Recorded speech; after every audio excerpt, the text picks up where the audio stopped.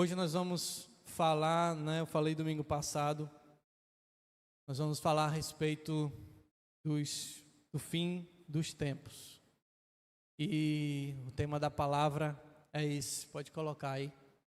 Eu preparei um slide para facilitar o nosso entendimento, Então eu vou pregando e alguns slides vão estar aparecendo aqui para você conseguir visualizar e entender melhor. Então, o tema é esse: estamos no fim dos tempos. Você pode olhar para o seu irmão aí e diga para ele: irmão, acorda, nós estamos no fim dos tempos. E eu quero trazer um contexto para essa palavra, um contexto histórico, para que você, depois a gente vai ler alguns textos da palavra, mostrando os nossos dias e os dias que estão por vir, e nós vamos conseguir compreender melhor o tempo que nós estamos vivendo. O próximo slide é o texto-chave para nós, Lucas 21, versículo 31. Foi Jesus que disse essas palavras, e no capítulo 21 de Lucas ele está falando exatamente sobre os últimos acontecimentos. Ele está falando sobre o fim dos tempos, em todo o capítulo 21. E no final do capítulo, quase no final, ele diz isso aqui: da mesma forma, quando virem todas essas coisas, aquilo que ele havia acabado de falar nos versículos anteriores, quando virem todas essas coisas acontecerem, saberão que o reino de Deus está próximo. Quando nós o quê? Quando nós virmos todas essas coisas, nós saberemos de uma coisa: que o reino de Deus está próximo. Então, qual o objetivo dessa palavra? Não é trazer medo, é trazer temor de Deus, amém? Mas não é trazer medo nem pânico. Ah, meu Deus, nós estamos vivendo os últimos dias agora, Não, mas é para que você tenha entendimento, porque com o entendimento que nós adquirimos pela palavra, nós vamos ter o posicionamento correto para esses dias, amém?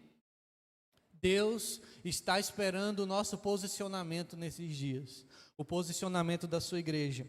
Então Jesus está dizendo que quando nós virmos os sinais que ele descreveu no capítulo 21, quando nós virmos todas essas coisas, nós temos que saber principalmente de uma coisa: que o reino de Deus está próximo. Então a nossa maior expectativa não está na manifestação do anticristo. A nossa maior expectativa não está nas coisas que irão acontecer, na ira de Deus que será derramada sobre a terra, durante o governo do anticristo. Mas a nossa maior expectativa está que após essas coisas que vão acontecer no fim dos tempos, o reino de Deus será manifestado na terra.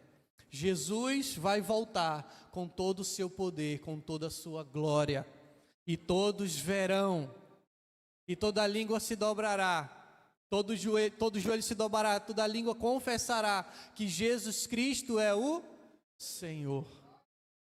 Então essa é o centro da palavra de hoje. É fazer você entender que a volta de Jesus está próxima, e essa é a nossa maior esperança. Amém, irmãos? Então, Jesus está dizendo que quando nós virmos todas essas coisas, nós saberemos que o reino dele está próximo. Então, pode passar. Nós vamos ver um contexto histórico para você conseguir compreender os textos que nós vamos ler daqui a pouco. Nós estamos vivendo um tempo de guerras, de guerras, rumores de guerra, nação contra nação, reino contra reino. Isso é um sinal que Jesus falou que aconteceria. Então nós já estamos vivendo guerras há alguns anos, né? Está tendo a guerra e nunca terminou a guerra da Ucrânia contra a Rússia, e tantas outras guerras regionais que acontecem, e outras guerras que já aconteceram na história da humanidade, Primeira Guerra Mundial, Segunda Guerra Mundial.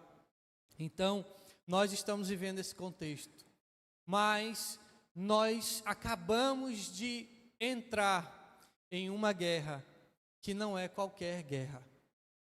Ela é uma guerra que faz total referência com os acontecimentos dos últimos dias registrados na palavra de Deus, que é a guerra de Israel contra o Irã.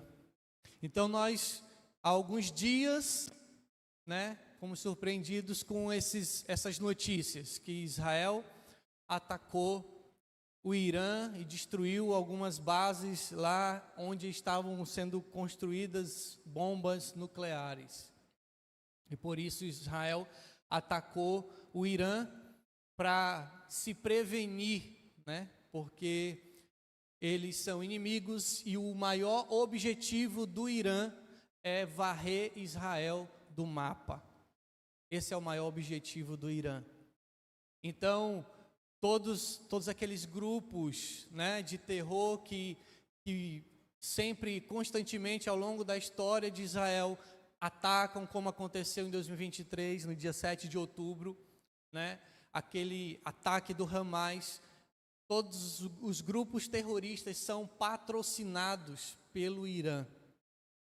E agora o Irã estava tendo condições de fabricar bombas nucleares.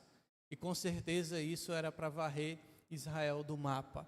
Porque isso não é apenas uma guerra política ou geográfica, como acontece na guerra com a Ucrânia e com a Rússia. Mas essa guerra é uma guerra religiosa, porque o Irã, na cabeça deles, eles têm uma missão dada pelo Deus deles, que eles precisam eliminar Israel. E eu vou explicar isso ao longo da palavra de maneira bem resumida, para você conseguir entender esse contexto e saber o quão importante é o que está acontecendo agora. Pode passar. Tudo isso começou há mais ou menos 4.000 anos atrás, quando Abraão, né, foi chamado por Deus, lá em Gênesis, para sair da sua terra, e Deus fez uma promessa que faria dele uma grande nação, e que dele sairia uma descendência que abençoaria todas as nações da terra, e Deus disse que daria um filho para ele. Mas sempre quando o ser humano se precipita e tenta dar uma ajudinha para Deus, dá problema, não é?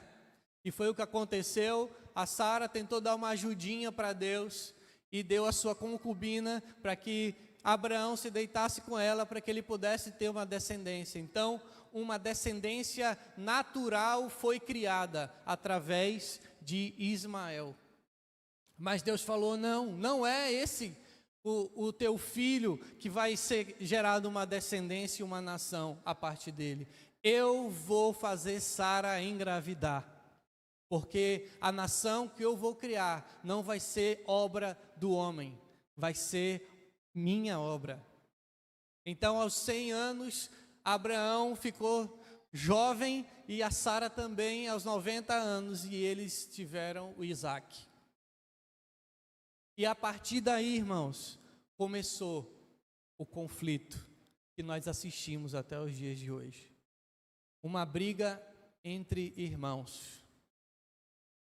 Isaac é o primeiro, e a partir de Isaac é que surgiu Abraão, Isaac e Jacó. E a partir de Jacó, as 12 tribos de Israel, os 12 filhos de Jacó. E assim surgiu a nação de Israel, descendentes de Isaac.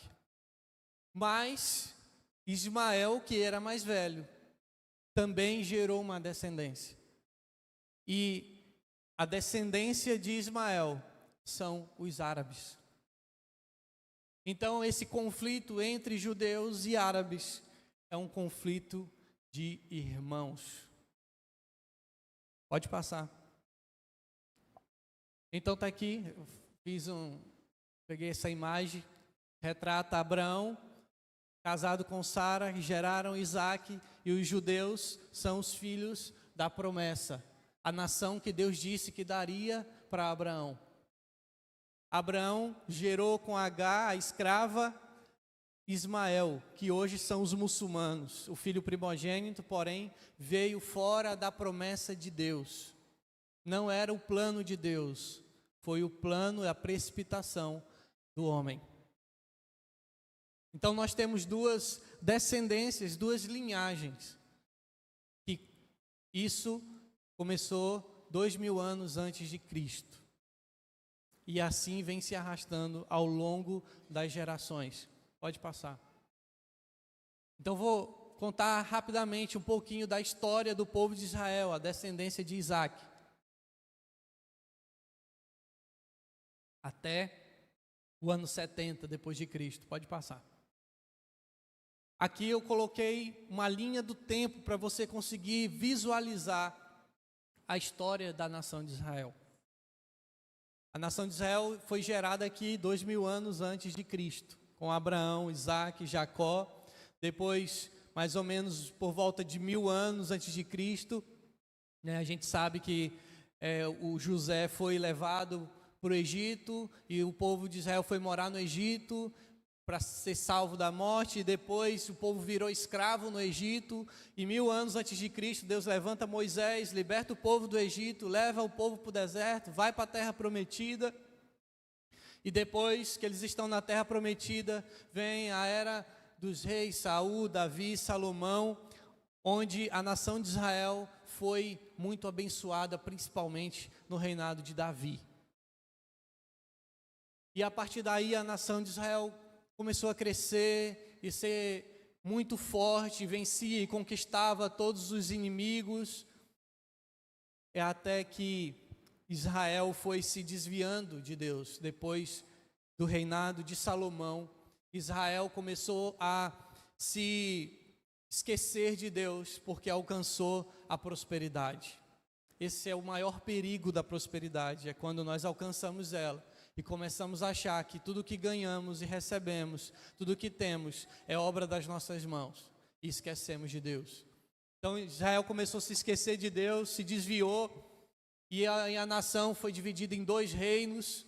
Depois essas 10 tribos que ficou sendo um reino, foi apagada da história de Israel, porque eles se misturaram com outras nações, e ficou apenas 2 tribos, a tribo de Judá e a tribo de Benjamim, que existe até hoje, que é a nação de Israel que nós conhecemos. Então, isso veio até chegar nos dias de Jesus, né? Quando Jesus surge, Jesus nasce da descendência de Isaac, ele é filho de Davi. Lembra do Bartimeu chamando? Jesus, filho de Davi, tem misericórdia de mim. Jesus é um judeu, descendente de Abraão, descendente de Davi, e ele então vive aqui, faz a sua obra maravilhosa, morrer e restaurar o relacionamento entre Deus e o homem, e trazer a vida eterna para o ser humano. E Jesus profetiza enquanto ele está aqui na terra. Ele diz que aquele templo em que ele estava, né, o templo de Jerusalém, para que, quem não sabe, existiu 2 templos, e é por meio do templo que os judeus adoram a Deus, por meio do sacrifício. O primeiro templo quem construiu foi Salomão. Então aqui, mais ou menos 1000 anos antes de Cristo, foi erguido o primeiro templo lá em Jerusalém. Só que aí Israel se desviou no período mais ou menos 600 anos antes de Cristo. Foi quando a época de Daniel, onde Nabucodonosor invadiu Jerusalém, destruiu a cidade, destruiu o templo e levou Israel cativo para a Babilônia. Mas aí depois, no ano mais ou menos 500 e alguma coisa, Zorobabel constrói o segundo templo. Zorobabel e Josué, eles constroem o segundo templo. E esse segundo templo vai até os dias de Jesus. É esse templo que Jesus entra e que Jesus ensina, que Jesus fala assim, olha, em 3 dias, né? Ele estava dentro do templo. Esse templo será destruído, mas ele estava falando do corpo dele.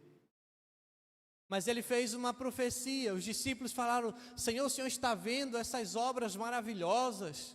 Porque o rei Herodes ampliou o templo e fez uma obra gloriosa. O templo era uma construção fenomenal.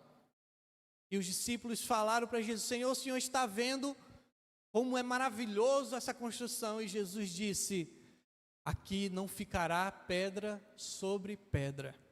Jesus profetiza a destruição do segundo templo, que acontece no ano 70 depois de Cristo. Jesus morre mais ou menos ali entre o ano 30 e 33 depois de Cristo. É quando Jesus morre. Então, mais ou menos 30 e poucos anos depois, a profecia de Jesus se cumpre. O templo é completamente destruído e não ficou pedra sobre pedra. O Império Romano cercou Jerusalém e destruiu a cidade, e destruiu o templo, e expulsou todos os judeus da sua terra. A partir do ano 70, irmãos, Israel, que sempre possuiu aquela terra, foi espalhada entre as nações. Ou seja, não existia mais a nação de Israel. Então, do ano 70 até 1947, não existia nação de Israel. Esse povo sofreu muito. Esse povo perseguido muito. Muito. Seja no Holocausto, na Alemanha nazista e muitas outras ocasiões, eles foram perseguidos e mortos. Sempre na sua história, eles foram odiados pelas outras nações. Então, todo esse tempo, eles não tinham mais domínio sobre o território lá de Israel, sobre Jerusalém. Jerusalém ficou sobre o domínio do Império Romano e depois passou para o domínio do Império Turco-Otomano, que é a Turquia hoje. Ou seja, o local onde estava o templo em Jerusalém e Israel passou a ser dominada pelos árabes. Vamos lá, pode passar. Aqui foi a queda, né, de Jerusalém no ano 70, grava essa data. Pode ir. Aqui, esse era o segundo templo, para você ter uma ideia. Esse era o segundo templo construído por Zorobabel, onde Jesus entrou, onde Jesus ensinou, onde Jesus até curou. Mas foi destruído no ano 70. Pode passar. Então surge na história da humanidade um homem chamado Maomé, que é um profeta, que se diz profeta. E ele faz uma salada. Ele cria uma religião, dizendo que teve uma visão do anjo Gabriel, que veio revelar coisas para ele. E ele já tinha um pouco de conhecimentos a respeito do judaísmo e a respeito do cristianismo. No ano 570 depois de Cristo. E ele então cria a religião que hoje nós conhecemos como islamismo. E ele recebe uma revelação, diz receber uma revelação, e ele cria uma Bíblia chamada Alcorão. E essa é a Bíblia dos muçulmanos, que quem escreveu foi somente ele. E se diz que foi numa revelação. Diferente da Bíblia, que foi escrita entre 1500 anos antes de Cristo, porque Moisés que começou a escrever, e foi terminar de ser escrita 100 anos depois de Cristo. Então a Bíblia levou 1600 anos para ser escrita, completa. E foi escrita por 40 homens. 40 que receberam revelação do Espírito Santo. Já o Alcorão, apenas um homem escreveu 116, 114 capítulos. E a partir daí surgiu o Islã. E ele, como não teve muito sucesso na sua pregação, ele passou a fazer uso da força. Então ele usava exércitos para convencer as pessoas a fazerem parte da sua religião. Então assim nasceu o Islã. Diferente de nós cristãos, que nós pregamos o Evangelho, nós até confrontamos o pecado das pessoas e falamos, mas nós não podemos obrigar ninguém a se converter a Jesus. Nós não fazemos uso da força para convencer aquela pessoa a passar, né, a crer em Jesus e a servir a Jesus. Diferente aqui. Pode passar. Ele morreu em 632 depois de Cristo.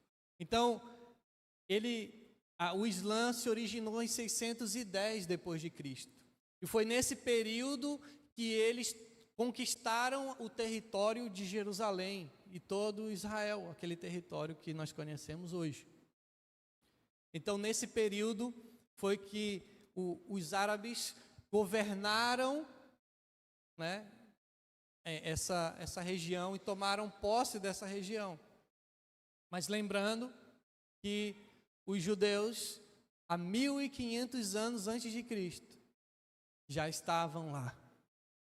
Só que por causa, né, do que aconteceu, eles foram expulsos da sua própria terra. Então, chegaram outras pessoas e dominaram a terra que Deus prometeu ao povo de Israel, que foi os árabes.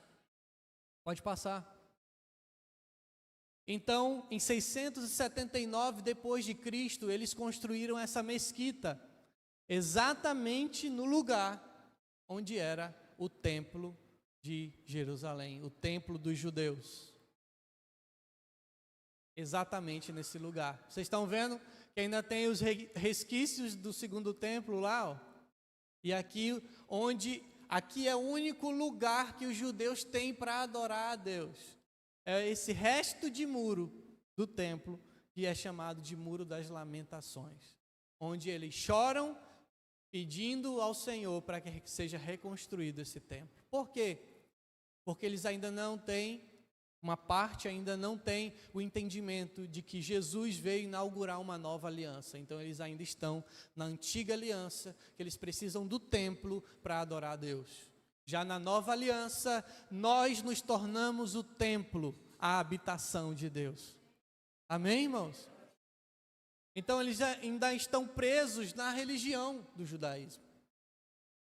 Então o maior objetivo de Israel religioso é reconstruir o terceiro templo em Jerusalém. Pode passar. Então tá aqui, ó. Esse é o mesmo local, tá? Tá vendo aqui que tem aquela parte, aquelas áreas ao redor, são esses restos que tem aqui. Então isso aqui era dominado pela Palestina, pelos árabes, por todos aqueles que estavam ali, que tomaram posse daquela terra. E os judeus estavam onde, pastor? Desde o ano 70, espalhados pelo mundo, sendo perseguidos. Inclusive, eu quero dizer para você que muito provavelmente nós somos descendentes deles, porque o Brasil foi refúgio para muitos judeus que estavam sendo perseguidos naquela época, e vieram nas embarcações, principalmente judeus da tribo de Judá. Eu tenho quase certeza que eu sou descendente, minha família aqui é descendente, porque os portugueses, muitos judeus fugiram para Portugal. Eles foram fugindo, foram para a Inglaterra, depois foram para Portugal. De Portugal atravessaram o oceano, vieram se refugiar nos Estados Unidos, se refugiar aqui no Brasil, porque eram perseguidos. O meu bisavô é português, filho de judeu. Então, todo aquele que é descendente, por mais que não nasceu lá, é descendente de um judeu, também é judeu. Se chama judeus sefarditas, que somos, se brincar, quase todos nós aqui somos. Então, depois, em um outro dia, eu vou falar sobre o destino profético do Brasil. Eu vou falar sobre coisas que eu tenho estudado a respeito da história do Brasil, que tem total conexão com a nação de Israel. Pode passar. Então, o Islã tomou conta daquela região. E o profeta Maomé morreu. E aí houve um racha dentro do Islã. 2 grupos surgiram. Os xiitas e os sunitas. Por quê? Uns diziam que o sucessor deveria ser apenas aqueles que eram descendentes, sangue do profeta Maomé. E outros acreditavam, os sunitas acreditavam que qualquer pessoa que fosse preparada e capaz de exercer, o sacerdócio dentro do Islã poderia ser sucessor dele. Então houve um racha no meio do Islã. Inclusive há uma rivalidade entre eles. Agora eu vou mostrar para você quem é quem. Pode passar. Esse aqui é o ditador do Irã, Ali Khamenei, que está escondido lá. O Irã, os xiitas e os sunitas, essa é a porcentagem. 90% dos muçulmanos são sunitas, que vamos dizer que é a parte mais flexível, são os mais abertos a diálogo, mas os xiitas são os mais extremos, os mais radicais, os mais fundamentalistas religiosos. Então, a grande potência dos sunitas é chamada a nação da Arábia Saudita. São 2 potências ali no Oriente Médio do Islã, e o Irã e a Arábia Saudita. Então aqui é o Mohammed bin Salman, o príncipe da Arábia Saudita. Ele, vamos dizer que é o manda-chuva dos sunitas, Então você observa a diferença até entre esses povos, porque você vê, a Arábia Saudita é uma nação rica, Emirados Árabes Unidos, Catar, onde há muita tecnologia, muita prosperidade. Já a concentração dos xiitas é em 2 países apenas, Irã e Iraque, onde o povo vive na miséria. Sabe por quê? Porque o objetivo deles é destruir Israel. Então, toda a riqueza que o país tem, eles investem em armamento. E o povo vive na miséria.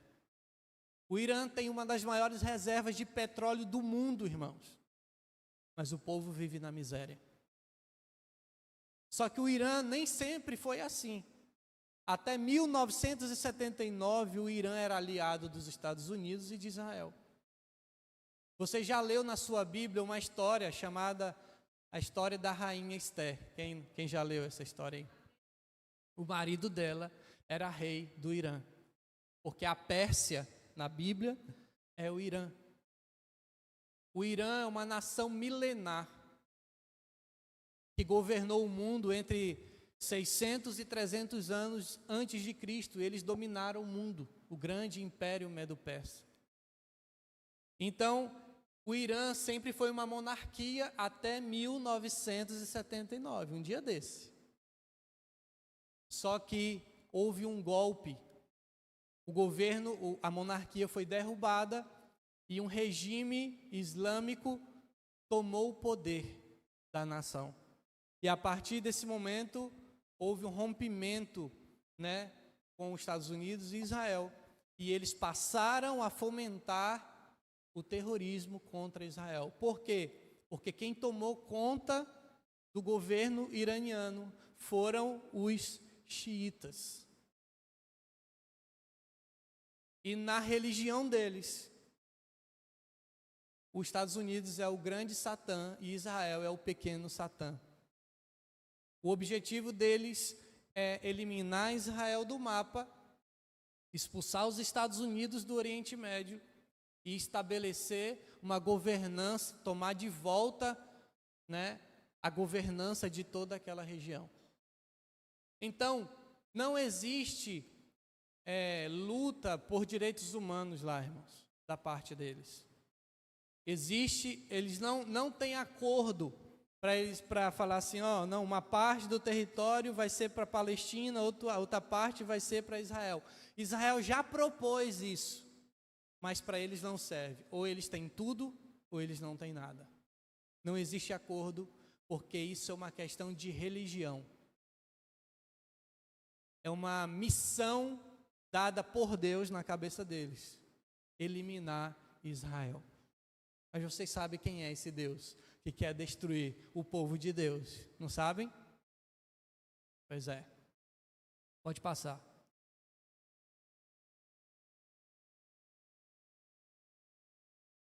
Então, até 1947, Israel esteve espalhado entre as nações. Do ano 70 até 1947. Quase 2.000 anos, esse povo viveu fora da sua terra. Não sendo nação, não tendo as suas origens. Mas, de repente, em um só dia, Israel voltou a existir. Isso foi profetizado em Isaías 66. Pode uma nação vir a nascer em um só dia? Em um dia. Aqui até 1946, aqui tudo que está em vermelho era dominado pela Palestina, os árabes dominavam a região.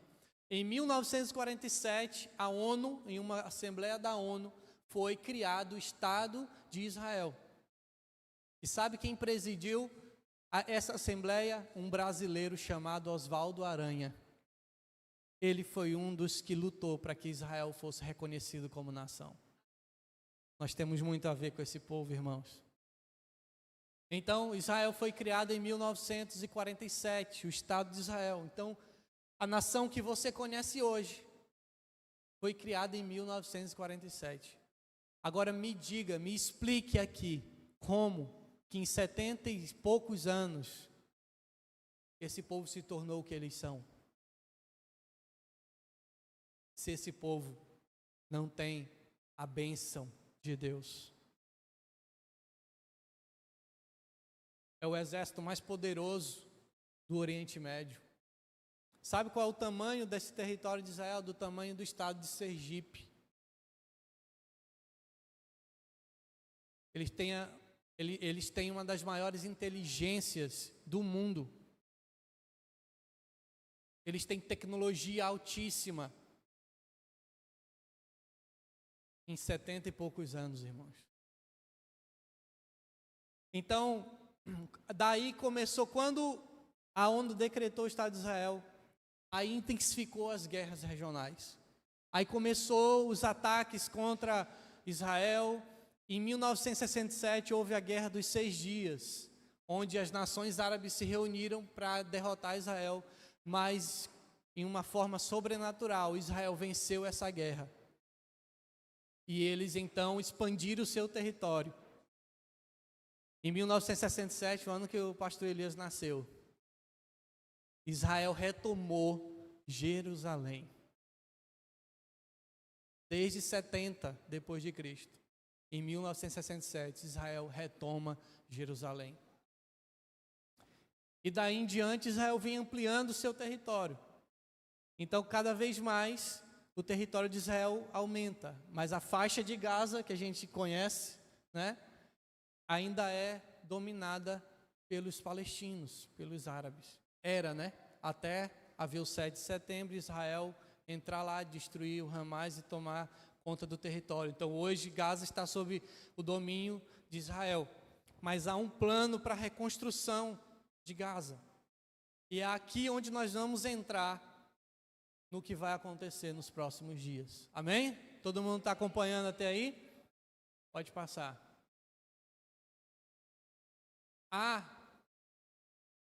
Acho que saiu um pouquinho dali. Mas tá bom, pode deixar assim. Quando foi em 2020, em 2017, quando o presidente Trump assumiu o seu primeiro mandato, a primeira coisa que ele fez foi declarar Jerusalém como capital de Israel. Porque até então, Jerusalém era dividida. Parte era da Palestina, parte de Israel. Mas os Estados Unidos reconhecem Jerusalém como sendo a capital de Israel. E aí, Estados Unidos, com a influência que tem, começa a trabalhar para fazer acordos de paz entre Israel e nações árabes. Em 2020, em 13 de agosto de 2020, tem essa reportagem aqui, com a ajuda dos Estados Unidos, Israel e Emirados Árabes Unidos, selam um acordo de paz histórico. Desde do ano 70, desde 600 depois de Cristo, quando começou o Islã, nunca houve um acordo de paz entre Israel e países árabes. Mas começou em 2020. Emirados Árabes Unidos são os sunitas que eu falei, ali perto da Arábia Saudita.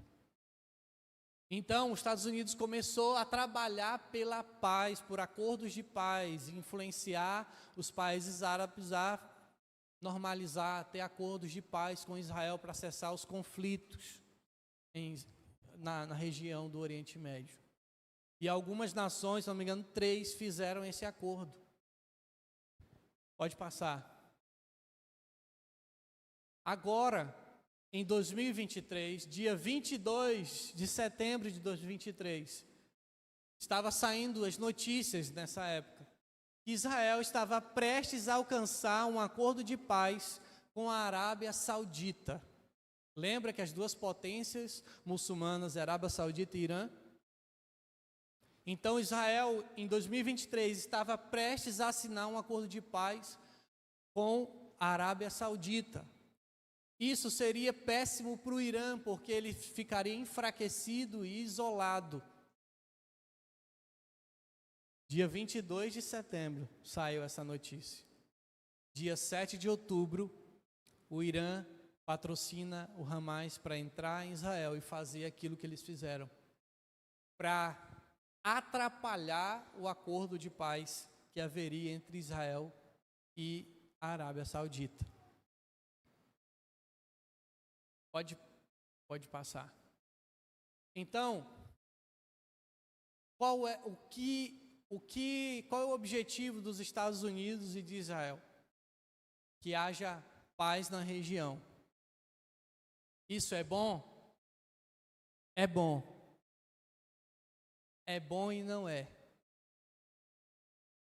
Porque a Bíblia fala sobre um acordo de paz que será feito, mas que será quebrado. E quando for quebrado, esse homem que fez o acordo de paz e quebrou, se revelará como um governante mundial, e ele vai ser o anticristo que nós chamamos. Então ele vai se opor a tudo o que é Deus.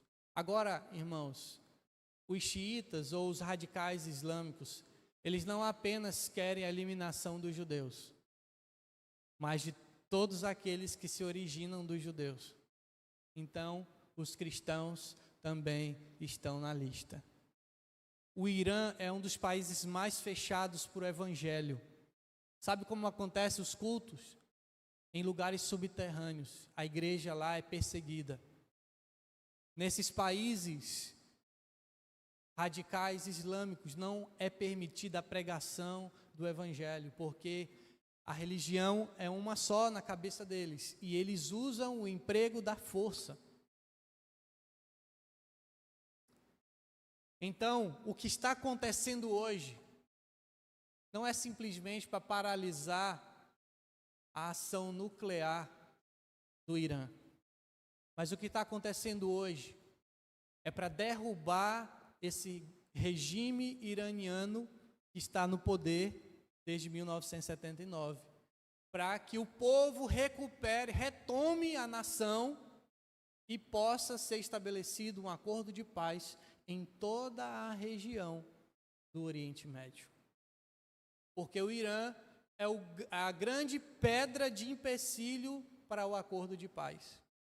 Porque é ele que patrocina Hamas, Hezbollah, os Houthis, que são os grupos terroristas. Então, o Irã sendo derrubado, o próximo passo, o regime iraniano sendo derrubado, o próximo passo é um grande acordo de paz. E aí é onde acende o nosso alerta bíblico. Vamos assistir esse vídeo esse aqui é o primeiro-ministro de Israel, o líder do povo de Israel, Benjamin Netanyahu, e o Donald Trump, presidente dos Estados Unidos. O que aconteceu? Israel começou a atacar e ontem os Estados Unidos decidiu entrar na guerra e bombardeou o Irã. E hoje o Irã já falou que agora todo cidadão americano é um alvo. Irmãos, o negócio está escalando de um negócio hard. E sabe qual é o problema disso? Sabe quem são os aliados do Irã? Rússia e China. Essa guerra é a guerra que mais tem possibilidade de gerar uma terceira guerra mundial. E vai acontecer a terceira guerra mundial quando estivermos próximos de Jesus voltar. Mas antes de fato e de verdade acontecer essa guerra, vai haver um tempo de paz, um acordo de paz, que vai ser estabelecido, mas depois vai ser quebrado e de fato vai acontecer essa guerra. Então nós estamos na iminência de assistir com os nossos próprios olhos esse acordo de paz que foi profetizado em Daniel 9:27. Nós estamos prestes a esse acontecimento. Então ontem os Estados Unidos entrou na guerra e eu quero que você preste atenção na declaração deles dois agora. O que eles estão falando? Pode soltar. Apaga as luzes, por favor.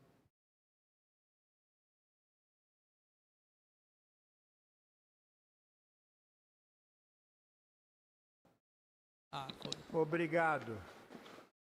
Há poucas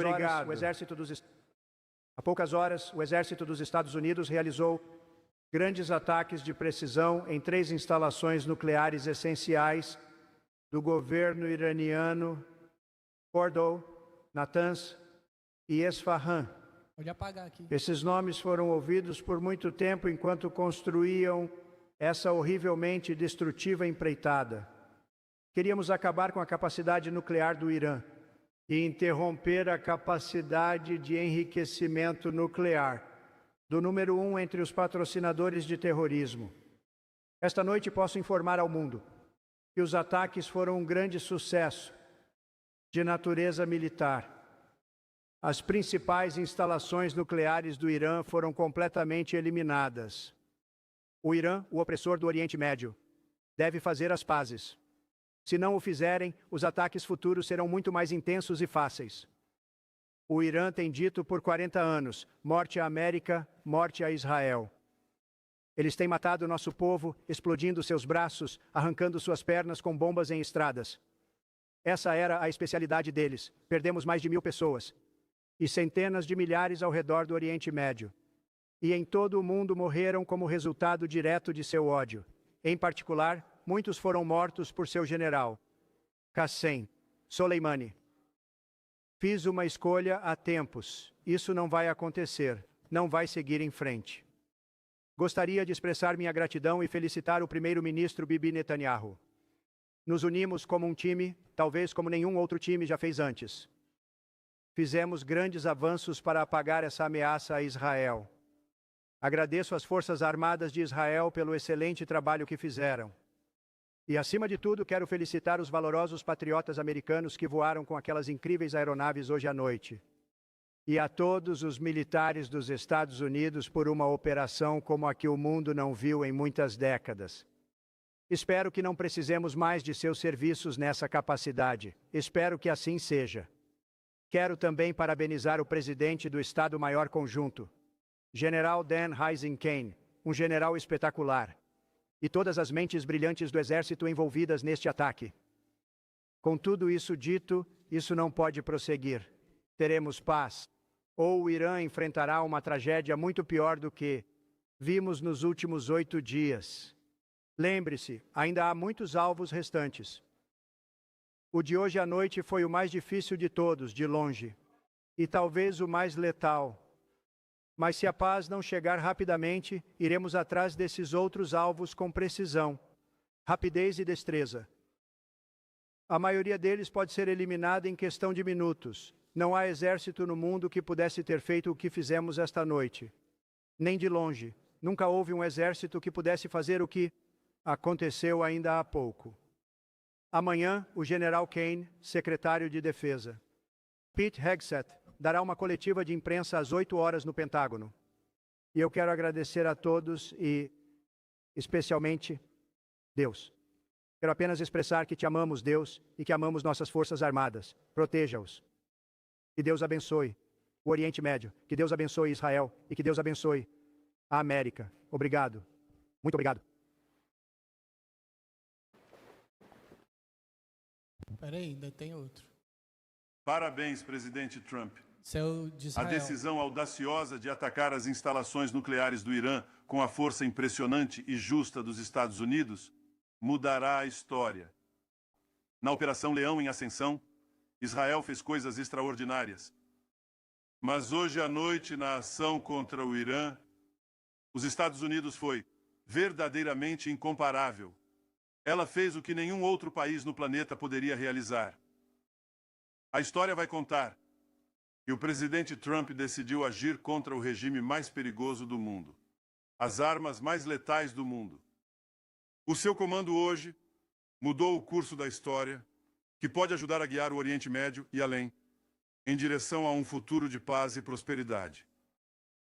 O presidente Trump e eu sempre falamos: paz por meio da força. A força vem primeiro e a paz se segue. E esta noite o presidente Trump e os Estados Unidos atuaram com muita força. Presidente Trump, obrigado. O povo de Israel é grato a você. As forças da civilização agradecem a você. Que Deus proteja a América. Que Deus proteja Israel. E que Deus abençoe nossa aliança inabalável, nossa fé inquebrantável. Irmãos, uma coisa a gente precisa falar. Nós não podemos confiar no homem. Nós precisamos estar atentos. Nós não sabemos exatamente quem será o anticristo.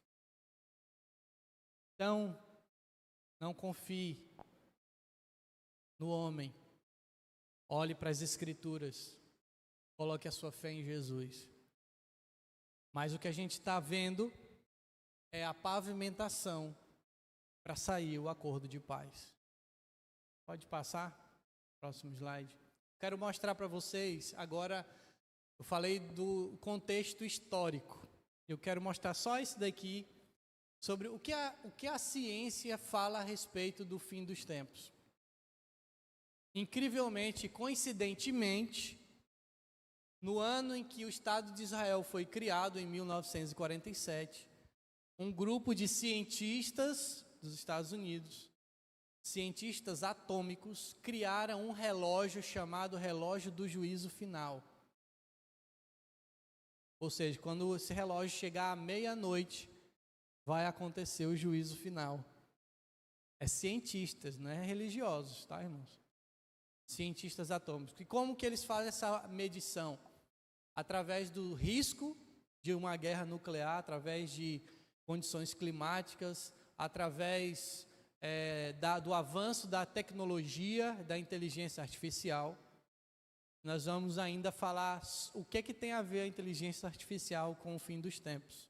Nós vamos preparar, eu e o pessoal da mídia, nós vamos preparar uma live para a gente falar só a respeito da inteligência artificial e o que ela tem a ver com o Apocalipse. E tem muito a ver, viu, irmãos? Muito a ver. Mas esses cientistas, eles ajustam esse relógio de acordo com essas coisas. Então, quando esse relógio foi criado, em 1947, no mesmo ano que Israel foi criada, ele foi criado faltando 7 minutos para meia-noite. 7 minutos para meia-noite. E de lá para cá, em cada acontecimento, os cientistas vão ajustando esse relógio. E o último ajuste foi agora em fevereiro de 2025. E sabe onde nós estamos?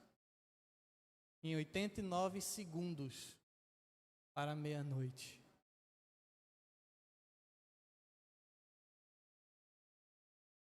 Isso antes de começar essa guerra entre Israel e Irã. Com certeza agora eles vão reajustar e vai aumentar mais ainda, vai diminuir mais ainda o tempo.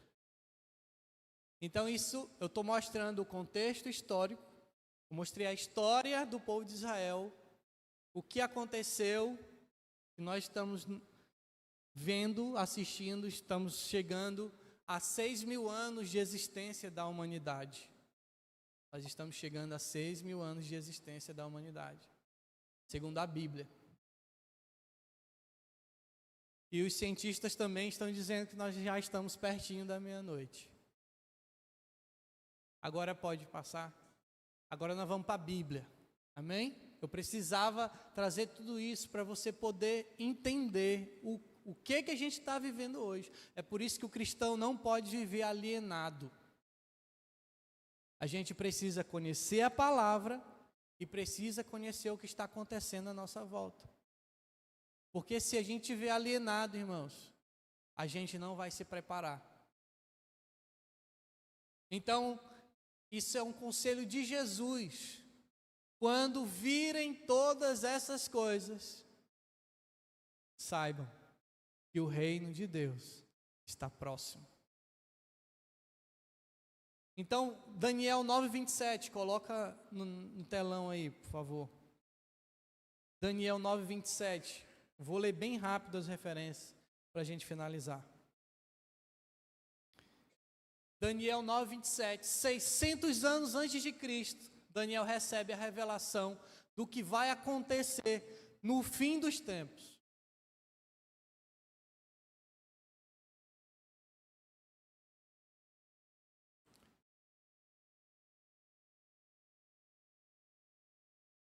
Vamos ler o 26. Depois desse período de 62 semanas de 7, o ungido será morto e nada dele restará. Surgirá um governante cujos exércitos destruirão a cidade e o templo. O fim chegará. Olha só. NVT, está na NVI. Coloca na NVT, por favor. Olha o que Daniel está dizendo, que surgirá um governante cujos exércitos destruirão a cidade e o templo. Aqui, Daniel, 600 anos antes de Cristo, está profetizando a destruição do segundo templo e a destruição de Jerusalém, que seria o exército desse governante que vai surgir nos últimos dias. E você sabia, que está registrado na história, que o exército que demoliu o templo e Jerusalém no ano 70. É o exército romano, mas na verdade eram pessoas que foram arregimentadas pelo exército romano, pessoas que eram muçulmanos. Então, os soldados que destruíram Jerusalém e o templo são árabes. Então, Daniel está dizendo que o governante deles vai surgir. O fim chegará como uma inundação e a guerra e seus sofrimentos estão decretados desde esse tempo até o fim. 27. O governante, o anticristo, fará um tratado com muitos por um período de 1 semana. Essa semana de anos, são 7 anos o tratado. Mas depois, na metade desse tempo, ele acabará com os sacrifícios e com as ofertas. E numa parte do templo ele colocará uma terrível profanação, até que o destino declarado para esse profanador seja finalmente derramado sobre ele. Lembra que eu falei que Israel quer reconstruir o terceiro templo? Não se surpreendam se por esses dias um míssil cair em cima daquela mesquita. Porque para que aconteça, se cumpra essa profecia aqui, o terceiro templo precisa ser reerguido. Então vai haver um acordo de paz selado por 7 anos. Mas o anticristo, que vai fazer parte desse acordo, que vai ser um acordo entre 10 nações, ele vai quebrar esse acordo na metade. E quando ele quebrar esse acordo, ele vai se sentar lá no templo, onde são oferecidas as ofertas e os sacrifícios. Israel já tem tudo pronto. Inclusive, esse ano eles consagraram o sumo sacerdote, que vai oferecer os sacrifícios no Santo dos Santos. Está tudo preparado. Sabe o que precisa para eles reconstruir? Só remover aquela mesquita de lá. Então não duvide se por acaso um míssil do Irã cair naquele lugar por esses dias. Então, quando nós vermos esse templo ser reconstruído, irmãos, isso quer dizer que nós já estamos bem na beirinha. Quando o acordo de paz for selado, são 7 anos até a volta de Jesus. Porque o final dos 7 anos do governo do anticristo, o governo do anticristo só se encerra com a volta de Jesus, porque é Jesus que vai matar ele. Amém? Então, nós estamos vendo o cenário sendo preparado para ser feito um acordo de paz no Oriente Médio. E o anticristo vai fazer parte, 3 anos, e aí o que vai acontecer? Vai haver paz e prosperidade. Vocês viram a declaração deles? Que haja paz e prosperidade, é tudo que eles estão buscando. O plano do Trump é reconstruir Gaza e fazer de Gaza um paraíso. Já até mostrei um vídeo aqui. Um paraíso de resorts. Muita paz, muita prosperidade. Mas diz a palavra que quando eles disserem paz e segurança, lhes sobrevirá repentina destruição. Então o mundo vai viver um período, vocês estão vendo se acirrar a guerra. Aí vai assim, quando tiver quase para virar a terceira guerra mundial, aí vai haver um acordo de paz. E durante 3 anos e meio nós vamos ter paz no mundo. E as pessoas vão começar a prosperar e viver algo que jamais imaginaram viver. E vão idolatrar esse homem. Só que na metade dos 7 anos ele vai quebrar o acordo com Israel. Ele vai se sentar lá no templo que Israel reconstruiu e vai exigir adoração para ele. Porque esse homem tem o espírito do anticristo, anti-Deus, anti tudo que se chama Deus. Ele é chamado pelo apóstolo Paulo de o homem da iniquidade. É o próprio Satanás que vai encarnar nele. Diz que o dragão, que é o diabo, vai dar todo o seu poder para ele. Então, aqui fala do acordo de paz, certo? Vamos para o próximo texto, por favor. Deixa eu abrir aqui. Ezequiel, né?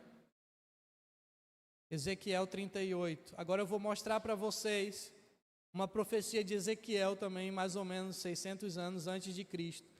Ezequiel teve o capítulo 37, a visão do Vale dos Ossos Secos, irmãos, é a restauração da nação de Israel, que já se cumpriu em 1947.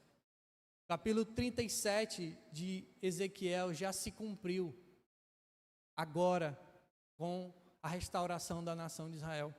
O capítulo 38 já é falando a respeito do reinado do anticristo. Então, olha o que Deus fala através de Ezequiel, profetizando para o anticristo. Cadê? Ezequiel 38:1. Recebi esta mensagem do Senhor: Filho do homem, volte o rosto para Gog, da terra de Magog, príncipe que governa as nações de Meseque e Tubal, que é aquelas regiões árabes ali, Turquia, Síria, tudo aquilo ali, Irã, Iraque, e profetize contra ele, transmita-lhe esta mensagem do Senhor soberano: Gog, príncipe de Meseque e Tubal, sou seu inimigo. Deus está falando para o anticristo, através de Ezequiel. Eu o farei voltar e colocarei argolas em seu queixo para levá-lo junto com todo o seu exército, seus cavalos e condutores de carros de guerra, vestido com sua armadura completa, e uma grande multidão armada com escudos e espadas. A Pérsia, Irã, a Pérsia, a Etiópia e a Líbia, são países sul-africanos, africanos, com todas as suas armas o acompanharão. O Irã vai acompanhar o anticristo. Gomer e todos os seus exércitos também se unirão a você.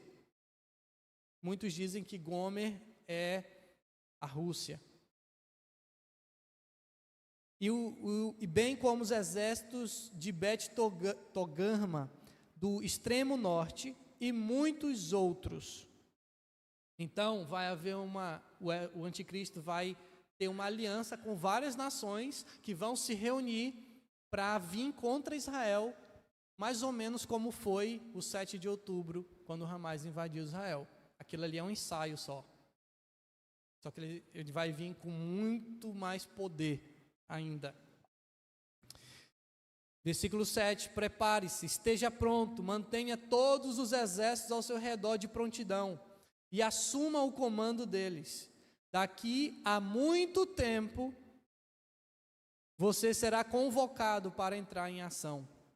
No futuro distante, você virá de repente sobre a terra de Israel, que viverá confiante, depois de ter se recuperado da guerra, e depois que seu povo tiver regressado de muitas terras para os montes de Israel. Então, quando Israel tiver passado a guerra, tiver tudo em paz e segurança, Deus vai trazer o anticristo e o seu exército contra Israel. Você e todos os seus aliados, um exército imenso e assustador, virão sobre Israel como uma tempestade e cobrirão a terra como uma nuvem. Profecia de 600 anos antes de Cristo. Então, está dizendo que Israel, quando estiver recuperada da guerra, vivendo em paz e segurança, será cercada por um exército enorme que vai envolver muitas nações, árabes e até outras nações. E eles virão e vão cercar e vão tomar Israel e Jerusalém. A partir da metade dos 7 anos isso vai acontecer. Só que no final dos 7 anos, quando Israel não tiver mais a quem recorrer, quando os Estados Unidos não puder mais socorrer Israel, quando Israel não puder contar com a sua tecnologia, com o seu exército, então a única alternativa deles vai ser clamar por Jesus. E Jesus vai aparecer no céu e vai salvar Israel do anticristo e do seu exército. Amém, irmãos? Isso é Bíblia. Isso é Bíblia. Zacarias 12. É por isso que eu sou apaixonado pela palavra de Deus. A gente sabe das coisas antes que elas aconteçam. Zacarias 12, 1. Esta é a mensagem que o Senhor anunciou acerca do destino de Israel. Mensagem do Senhor que estendeu os céus, lançou os alicerces da terra e formou o espírito humano. Farei que Jerusalém seja como uma bebida que deixará as nações vizinhas cambaleando, quando enviarem seus exércitos para cercar Jerusalém e Judá. Todas as nações se reunirão contra ela para tentar movê-la, mas só ferirão a si mesmas. Por quê? porque eles vão vir para destruir. Mas o Salvador de Israel vai aparecer, o Senhor dos Exércitos, o Deus Todo-Poderoso. E Jerusalém vai se tornar uma pedra, uma bebida que vai destruir as nações. Vai ser o fim dessas nações que querem destruir Israel. Isso acontece na volta de Jesus. E aonde a gente entra nisso, pastor? No finalzinho dos 7 anos. Quando tocar a trombeta, que Jesus tivesse vindo se manifestar, nós seremos arrebatados. Quem morreu em Cristo vai ressuscitar primeiro. E quem estiver vivo vai ser arrebatado. Nós nos encontraremos com o Senhor nos ares. E o Senhor vai descer, Jesus, com o seu exército. Agora, quem é o exército que vai descer com ele? Fala assim, eu, você, olhe para o seu irmão aí. Somos nós. Estaremos com um corpo glorificado. E nós vamos guerrear ao lado de Jesus. Ele vai na nossa frente. E nós vamos vencer o exército do anticristo. Jesus vai matar o anticristo com o sopro que sai da sua boca. E Israel será salva. E eles reconhecerão que Jesus é o verdadeiro Messias. Isso é o que vai acontecer, irmãos. Já está profetizado. Agora vamos para o que Jesus disse a respeito do fim dos tempos. Lucas 21. Vamos lá, já estou encerrando. Só tem essa e mais uma referência para a gente ler. Lucas 21, a partir do versículo 20.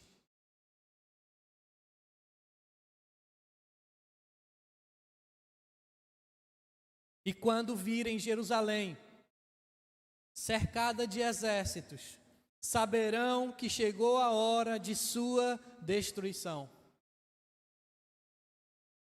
A mesma coisa que está lá em Ezequiel 38. A mesma coisa que está em Zacarias 12. É Jesus que está falando aqui, irmãos. Quando virem Jerusalém cercada de exércitos, saberão que chegou a hora de sua destruição. Então, quem estiver na Judeia, fuja para os montes. Quem estiver na cidade, saia. Quem estiver no campo, não volte para a cidade. Por quê? Porque em partes o anticristo vai matar muita gente. Muitos judeus serão mortos, como morreram no 7 de outubro. Muita gente vai morrer, irmãos, com essa invasão do anticristo em Jerusalém. Mas não todos. Vai ficar um remanescente que vai clamar por Jesus. Mas infelizmente, ainda muitas vidas serão perdidas por causa da dureza do coração, porque rejeitaram o Messias. Infelizmente, ainda muitos deles vão perecer.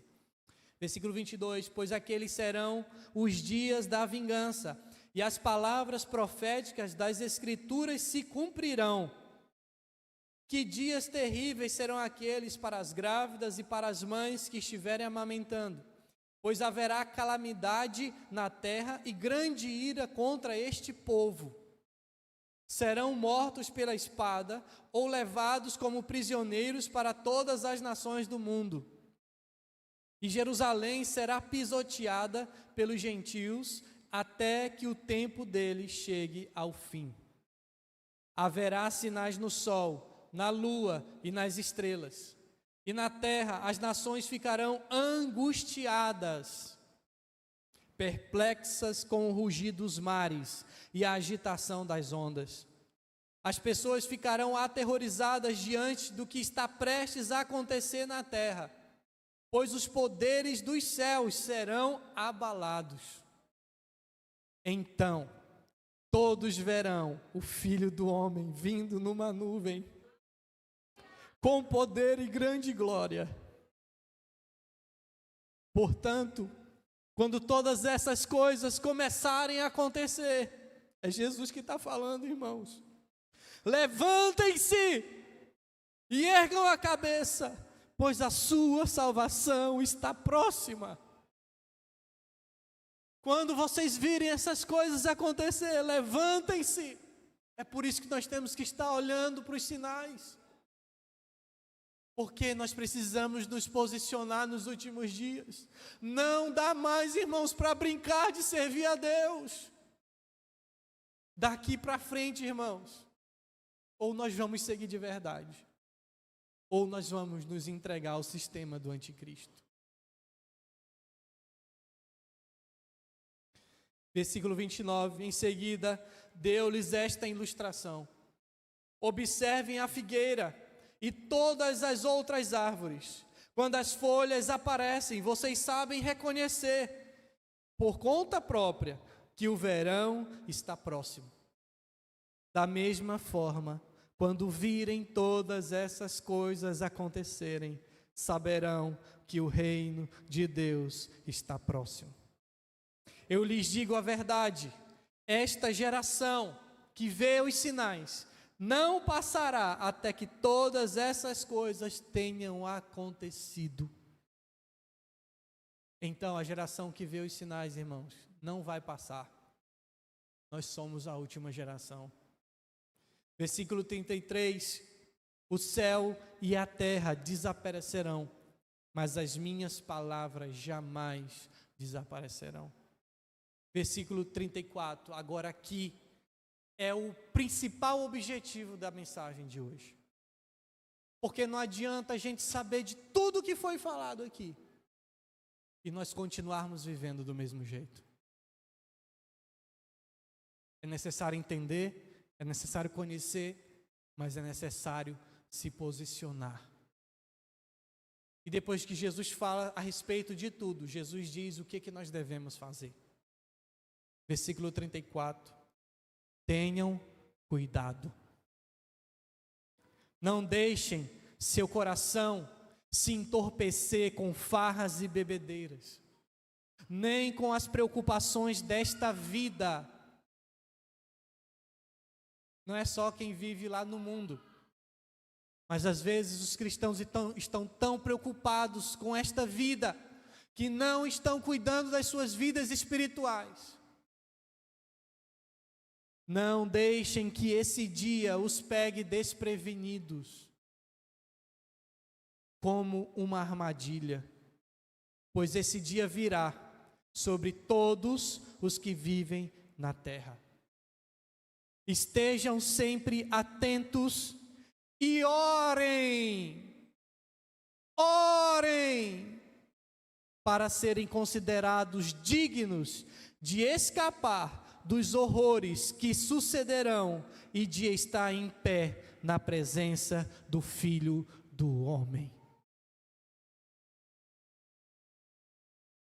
Não dá mais, irmãos, para vivermos sem uma vida de oração. Daqui para frente não dá mais. Não dá mais para ser cristão mais ou menos. Não dá mais. Ou nós somos, ou nós não somos. Ou nós nos preparamos para esse dia, ou nós seremos surpreendidos.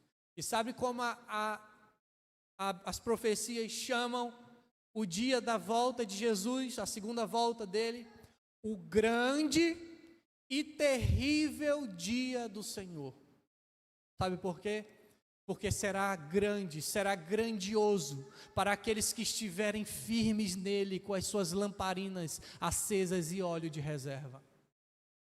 Será maravilhoso, porque será a nossa salvação, será a nossa redenção. Estaremos livres do pecado para sempre, estaremos diante da presença de Deus para sempre. Mas será terrível para aqueles que rejeitaram a Jesus. Não houve e nunca haverá angústia como a que vai haver nesse dia. Será terrível. Diz a palavra, eu não vou ler esse texto, mas que os poderosos da terra vão se esconder em cavernas. E eles já estão construindo bunkers para se esconderem. Mas diz que eles não vão conseguir se esconder do poder do Senhor. Mesmo dentro dos bunkers, a ira de Deus vai cair sobre eles.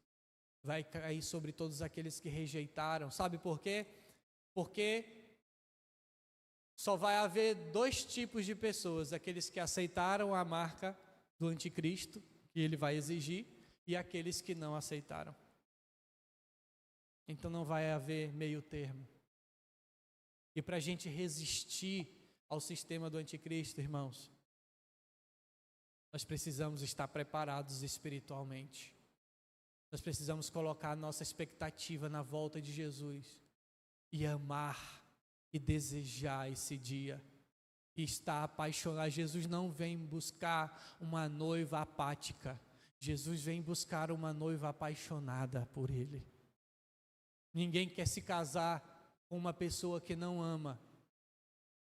Todo mundo quer casar e ser amado por essa pessoa. Jesus também não vai se casar com uma noiva que o rejeita ou que despreza a sua presença. Jesus vai casar com uma noiva apaixonada. E para a gente encerrar, Sofonias também teve visões a respeito do fim dos tempos. Nós lemos esses dias aqui no propósito de oração, Sofonias 2, e eu encerro com esse texto. Sofonias 2, a partir do primeiro versículo, só os 3 primeiros versículos. No capítulo 1, Sofonias fala a respeito do grande e terrível dia do Senhor, da volta de Jesus. E no capítulo 2, ele fala o que é que nós temos que fazer. Reúna-se, ajunte-se, ó nação desavergonhada. Reúna-se antes que comece o julgamento, antes que o tempo passe como palha levada pelo vento. Tome uma providência agora, antes que caia a terrível fúria do Senhor e comece o dia da ira do Senhor. Todos vocês, humildes, busquem o Senhor e sigam suas ordens. Busquem a justiça e vivam com humildade. Talvez o Senhor os proteja no dia de sua ira. Esse é o tempo de buscar o Senhor. Esse é o tempo de armazenar óleo de reserva. E como que a gente faz isso? Amando Jesus. Tendo uma vida de intimidade com Jesus. Porque aqueles que não vivem em intimidade vão ouvir dele naquele dia: apartai-vos de mim, porque eu não vos conheço. Agora é a hora, irmãos. Agora é a hora da igreja despertar.